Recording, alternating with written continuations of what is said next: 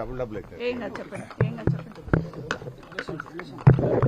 రేవంత్ రెడ్డి పాలనలో ప్రజాస్వామ్యం కూని అయిపోయింది. రేవంత్ రెడ్డి గారి మాటల్లోనే ప్రజాస్వామ్యం ఉంది. ఎన్నికల ముందు 6 గ్యారెంటీలు కాదు 7వ గ్యారెంటీ ప్రజాస్వామ్య హక్కు మీకు కల్పిస్తామని ఆ రోజు చెప్పారు.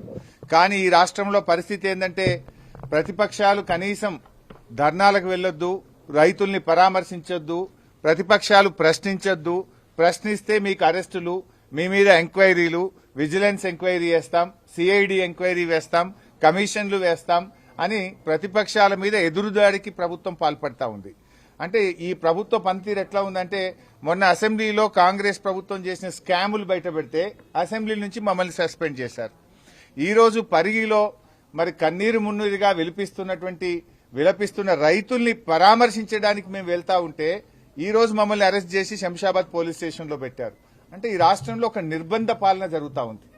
ఈ రాష్ట్రంలో రేవంత్ రెడ్డి పాలన ఎట్లా ఉందంటే గడీల పాలన, బేడీల పాలన, నిర్బంధాల పాలన, ఒక గుడ్డి పాలన నడుస్తా ఉంది, ఒక పోలీస్ రాజ్యం నడుస్తా ఉంది. ఇది ప్రజాస్వామ్యానికి అంత మంచిది కాదు. ఇవాళ మేము ఏమడుగుతా ఉన్నాం, మీరు ఏదైతే 2 పంటలు 3 పంటలు పండే భూముల్లో ఫ్యాక్టరీలు పెట్టాలని నోటిఫికేషన్ ఇచ్చారో దాన్ని రద్దు చేయండి. ఏదైనా పనికిరాని భూములు, సాగుకు పనికిరాని భూములు ఎన్నో ఉన్నాయి, అక్కడ పెట్టండి పరిశ్రమలు. ఇవాళ మీరు నోటిఫికేషన్ ఇచ్చిన భూముల్లో పాపం ఎస్సీ బీసీ రైతులున్నారు, పేద రైతులున్నారు, మంచిగా 2 పంటలు పండే భూములున్నాయి. గా భూములు ఎందుకు లాక్కుంటారనే మేము అడుగుతా ఉన్నాం. ఇవాళ మమ్మల్ని అరెస్ట్ చేయాల్సిన అవసరం ఏమొచ్చింది? మేము ప్రజాస్వామ్యబద్దంగా ఆ ఊరికి వెళ్లి ఆ రైతుల్ని ఓదార్చి రైతులకు భరోసా కల్పించడానికి, ధైర్యం చెప్పడానికి వెళ్తా ఉంటే ఇవాళ మమ్మల్ని అరెస్ట్ చేసి గొంతు నొక్కే ప్రయత్నం చేస్తున్నారు. ఇది ఎంతసేపు ప్రజాస్వామ్యం అనిపించుకోదు. నీ పాలనంతా కూడా బోగస్ మాటలు, బోగస్ గ్యారంటీలు, అన్ని అబద్దపు మాటలతో నువ్వు ఇవాళ కాలం వెళ్లబుచ్చుతా ఉన్నావు. ఏమంటుండ్రు రేవంత్ రెడ్డి? రాముడు రాక్షసుడు అని మాట్లాడుతూ రావణాసుడు అని. ఎవరు రావణాసుడు? నువ్వు కాదు, నీకు మించిన రావణాసుడు ఉన్నాడా? నువ్వు ప్రతిపక్షాల మీద ప్రజలను వేధిస్తూ పేదల ఇండ్లు కూలగొడుతూ రాక్షస ఆనందం పొందుతా ఉన్నావు, వికృతమైన పాలన అందిస్తా ఉన్నావు. ఈ రాష్ట్రంలో ప్రజాస్వామ్య విలువలు మంటగలిచిపోయినటువంటి పరిస్థితి ఉంది. ఒకనాడేమో పేదల హైడ్రా పెట్టి పేదల ఇండ్లు కూల్చే ప్రయత్నం చేసినావు, ఒకనాడేమో మూసి అంటావు, అపార్ట్మెంట్లు కూలుస్తా అంటావు, ఒకనాడేమో ఆ మార్కెట్ యార్డ్ భూములు తీసుకుంటా కంపెనీలకు ఇస్తా అంటావు. ఇవాళ పరిగిలో వ్యవసాయ భూములు లాక్కుంటా నా దోస్తులకో నా అనుయాయులకు కట్టబెడతా అని చెప్పి పరిగిలో రైతుల భూములు లాక్కుంటావు. ఎంతసేపు భూములే తప్ప నీ పాలన ఉందా? నీ 6 గ్యారెంటీలు ఏమైనాయి? 3 నెలలకే పిల్ల పుడతాడా అని మాట్లాడుతుండ్రు రేవంత్ రెడ్డి. అందరికీ తెలుసు లోకంలో 9 నెలలకు పిల్లలు పుడతారని. కానీ నువ్వే చెప్పినావు 100 రోజుల్లో 6 గ్యారెంటీలు అమలవుతాయి అన్నావు. అయినాయా అమలు? 6 గ్యారెంటీలు 100 రోజుల్లో చేస్తాను, 900 రోజులైంది, ఏమైంది అని ప్రతిపక్షంగా మేము అడుగుతా ఉన్నాం. ఇవాళ అవ్వాతాతల దగ్గరికి పోయి రాక్షసుడు ఎవడు అంటే రేవంత్ రెడ్డి అని చెప్తారు.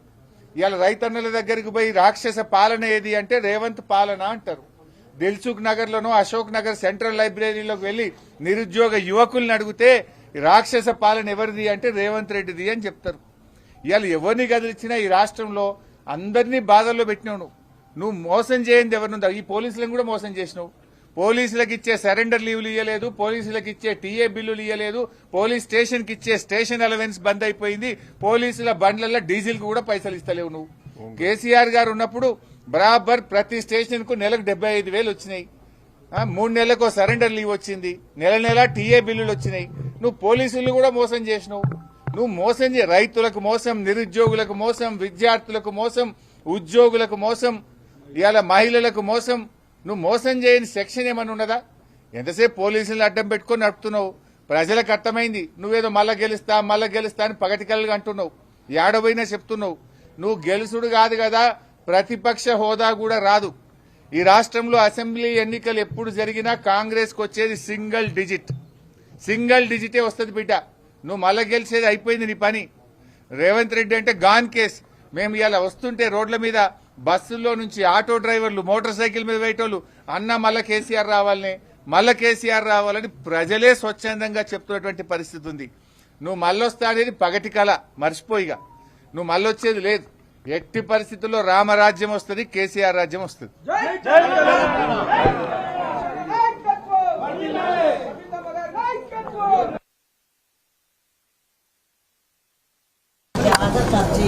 ज्यादा కొడంగల్కి వెళ్ళాలంట రోడ్డు. ఆ రోడ్డు ఈ రోజు మరి ఇచ్చిన పోలీసులకు కంప్లైంట్ ఇచ్చిన సిఐ గారు మరి పిలుద్దాం సిఐ గారు. సిఐ గారు ఏ ఊరు ఇది? నాది ఇక్కడనే హైదరాబాద్. నేను కార్మాల శంషాబాద్లో భూమి ఎన్ని నేను ఒక మాట చెప్తాను. చెప్తాదా? అమ్మ దగ్గర భూమి ఖర్చు